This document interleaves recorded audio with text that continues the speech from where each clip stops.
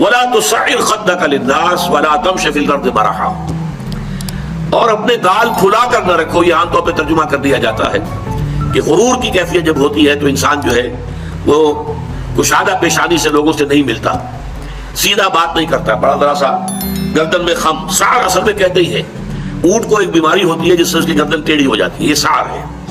تو جس کو ہم اپنی زبان میں کہتے ہیں کج رخی. ایک آدمی آپ سے بات کرنا چاہتا ہے، آپ اس سے فیس نہیں کر رہے، اسے ذرا یوں کر کے بات کر رہے ہیں، گویا کہ براہ راست اسے ایڈریس کرنا یا اپنے مقام سے آپ بڑا فروغ سمجھتے ہیں کہ یہ تو نیچے ہے، میرا مقام بہت بلند ہے.